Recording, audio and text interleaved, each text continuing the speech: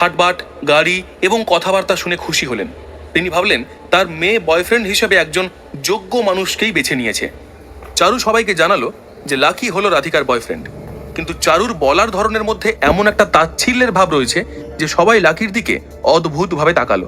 নিজের মেয়ের সম্বন্ধে যশোদা এরকম একটা কথা শুনে অবাক হয়ে লাকিকে দেখতে থাকলেন। চারু তার মাকে বলল, তুমি তো জানোই রাধিকাদের পরিবারের অবস্থা কেমন। রাধিকা বলছিল অনেকদিন ওর মায়ের সঙ্গে দেখা হয়নি। আমি যখন ওকে বললাম তোমরা আমার সঙ্গে দেখা করতে আসছো, তখন ওর চোখটাও ছলছল করে উঠেছিল। আমার ওর অসহায় অবস্থাটা দেখে খুব খারাপ লাগছিল, তাই আমি তোমাকে বললাম ওর মাকে তোমার সঙ্গে নিয়ে আসতে। অবশ্যই এর পেছনে আরেকটা উদ্দেশ্য ছিল, ভাবছিলাম এইভাবে ওকে হাতে রাখা যাবে যদি কখনো কোনো দরকারে লাগাতে পারি। বেচারির বয়ফ্রেন্ডের অবস্থাও তো সেই রকমই। ওর পরিবারেরও খুব একটা পয়সা কড়ি আছে বলে মনে হয় না, চেহারা দেখে বুঝছো না। মেয়ের কথা শুনে সোমলতা মনে মনে শান্তি পেলেন। লাকি যে আকাশের থেকে বেশি বড় লোক নয়, সেটা সোমলতাকে আরো বেশি স্বস্তি দিল। কারণ সোমলতা চাইছিলেন গ্রামে তাদের পরিবার ও রাধিকার পরিবারের মধ্যে যেমন আকাশ পাতাল তফাৎ, সেটা যেন বজায় থাকে। রাধিকা যেন চারুর থেকে কোনোভাবেই আগে না বেরিয়ে যায়। সোমলতা তার মা যশোদার সামনেই রাধিকাকে বললেন, রাধিকা শোন মা, তোকে আরো সচেতনভাবে পড়াশোনা করতে হবে। চারুর কথা ছাড়ো, ও তো এই কলেজে না পড়লেও আমরা টাকা পয়সা দিয়ে ওকে আরো ভালো জায়গায় ভর্তি করিয়ে দেব। আমাদের পরিবারের সঙ্গে তোর পরিবারের তো কোনো তুলনাই হয় না, তাই নিজের পরিস্থিতিটাকে তোকে বুঝতে হবে। একটা কথাই বলি, বেশি হাওয়ায় উড়িস না।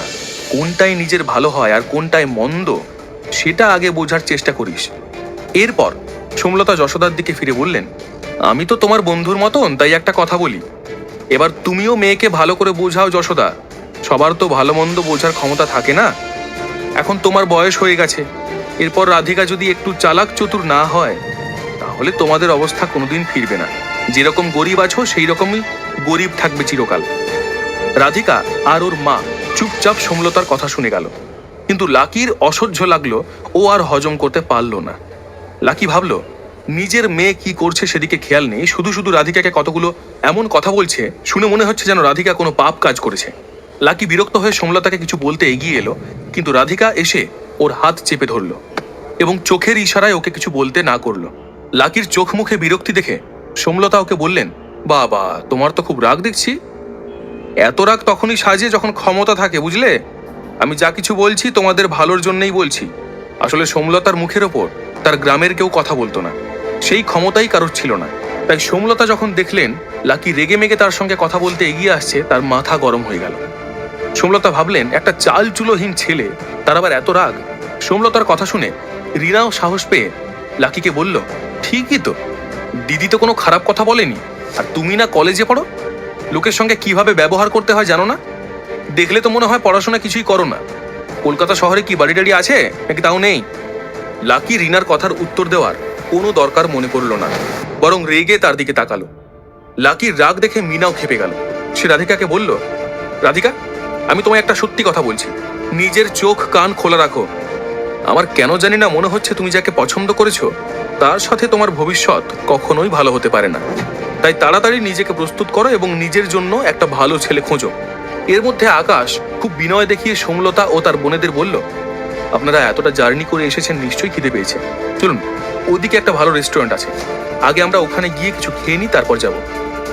সোমলতা তার বোনেদের আর রাধিকার মাকে শুনিয়ে বললেন, আকাশ কত ভালো ছেলে না? ও ঠিক আমাদের কি দরকার বুঝতে পারলো, আর ব্যবহারটাও কত ভালো। আমার তো মনে হয় এই বয়সের যে সমস্ত ছেলে দেখি তাদের থেকে আকাশ ঢের ভালো ছেলে। আকাশ চারুর মা মাসিদের গাড়িতে বসিয়ে সবাইকে শুনিয়ে লাকিকে বলল, লাকি আমার গাড়িতে তো আর জায়গা নেই, তুমি ওদের নিয়ে অটোতে আসতে পারবে না? যদি পয়সা না থাকে তো বলো, আমি তোমাকে অটো ভাড়াটা দিয়ে দিচ্ছি। লাকিকে আকাশ এতটাই অকর্মণ্য ভাবলো যে এই ধরনের কথা বলতে তার একটুও খারাপ লাগলো না। লাকি হাসি চেপে আকাশকে উত্তর দিল, না তার দরকার হবে না, অটোতে করে ওদের নিয়ে যাওয়ার মতো টাকা আমার কাছে আছে। আকাশ খুব গর্বের সঙ্গে লাকিকে বলল, ঠিক আছে, ওই সামনের অল্পাহার রেস্টুরেন্টে যাব, শুনেছি খুব ভালো, কিন্তু আমি কোনোদিন খাইনি। আর তোমার কথা তো ছেড়েই দিলাম, যাক এই সুযোগে এরকম স্ট্যান্ডার্ড রেস্টুরেন্টে তোমার খাওয়া হয়ে যাবে। আকাশের কথাবার্তা শুনে লাকির ওদের সঙ্গে যেতে বিরক্ত লাগলো। আর তাছাড়া এদের সবার জন্য হোটেল ব্লু ড্রিমে ঘর নেওয়া রয়েছে, যেখানে খাবারের ব্যবস্থাও করা আছে। তাই ও বুঝতে পারলো না এখন এই রেস্টুরেন্টে খেতে যাওয়ার কি দরকার। লাকি নিজের মনে ভাবলো, এই রেস্টুরেন্টের নামটা কেমন যেন চেনা চেনা লাগছে। রাধিকা লাকির কানের কাছে এসে চাপা স্বরে বলল, লাকি, ওরা তো ওখানে যাচ্ছে যেখানে আমি আগে কাজ করতাম। ওরা যখন অল্পাহারে পৌঁছলো, রেস্টুরেন্টের হল পুরো ভর্তি হয়ে গেছে, একটাও জায়গা নেই। ওয়েটিংয়ে অনেক লোক দাঁড়িয়ে রয়েছে। তাদের কথা শুনে ওরা বুঝতে পারলো প্রায় ঘন্টা খানেক দাঁড়াতে হবে। এদিকে সোমলতা অস্থির হয়ে পড়েছিলেন। একে তো ওনার খুব খিদে পেয়েছে, তার উপরে এইভাবে অপেক্ষা করা তার পক্ষে সম্ভব হলো না। তিনি আকাশকে বললেন, আমি ভেতরে গিয়ে একটু ম্যানেজারের সাথে কথা বলে আসি, অনেক সময় টাকা দিলে ওরা আগে বসার ব্যবস্থা করে দেয়। চারু তার মায়ের কথায় ভয় পেয়ে গিয়ে বলল, মা, আর একটু অপেক্ষা করে দেখি না, এক্ষুনি হয়ে যাবে।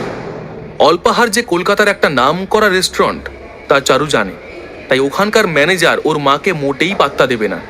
চারু জানে তার মায়ের গ্রামে খুবই প্রতিপত্তি, উনি তাই ভাবছেন কলকাতাতেও তার কথা সবাই শুনবে, কিন্তু সেটা কখনোই সম্ভব নয়। তাই ও সোমলতাকে যেতে না করলো, কিন্তু সোমলতা শুনলে তো। তিনি তার মেয়ের কথা না শুনেই ম্যানেজারের ঘরে ঢুকে গেলেন। ম্যানেজারকে গিয়ে বললেন 500 টাকা এক্সট্রা দিতে উনি রাজি আছেন, শুধু একটা টেবিলের ব্যবস্থা করে দিতে। ম্যানেজার একবার বিরক্ত হয়ে মুখ তুলে তাকালো, তারপর তার গার্ডকে বলল ওনাকে বাইরে বার করে দিতে। সোমলতা মুখ নিচু করে ওয়েটিং এরিয়ায় ফিরে এলেন। সোমলতা ফিরে আসার পর আকাশ তাকে বলল, আন্টি, আপনি বসুন, আমি দেখছি। ম্যানেজারের কাছ থেকে অপমানিত হয়ে আসার পর সোমলতার মুখটা এত শুকনো হয়ে গেল যে আকাশ দেখে বুঝল যে ওর ওখানে না গেলে চলবে না। এমনিতে তো অল্পাহার এত বড় রেস্টুরেন্ট যে সেখানকার ম্যানেজার আকাশকে পাত্তা দেবে না, এটা অবধারিত। কিন্তু আকাশ তার বাবার কাছে শুনেছিল এখানকার ম্যানেজারের সঙ্গে তার বাবার একসময় পরিচয় ছিল, অনেকবার দেখাও হয়েছে, কিন্তু ভালো না খারাপ সম্পর্ক সেই নিয়ে আকাশের কোনো ধারণা নেই। নিজের সম্মান বাঁচানোর জন্য আকাশ বাধ্য হয়ে ম্যানেজারের দরজা ঠেলে ঢুকলো। সে খুব পোলাইটলি ম্যানেজারকে বলল, হ্যালো ম্যানেজার স্যার, আমি মিস্টার সোমনাথ সাহার ছেলে, সাহা বিল্ডার্স থেকে এসেছি। আমি এখানে আমার কিছু বন্ধুদের সঙ্গে এসেছি, আর বাইরে এত ভিড় যে অনেকক্ষণ ধরে অপেক্ষা করছি। আমি আসলে আপনার কাছে একটা ফেভার চাইছিলাম, যদি কোনো টেবিল ফাঁকা পাওয়া যায় প্লিজ।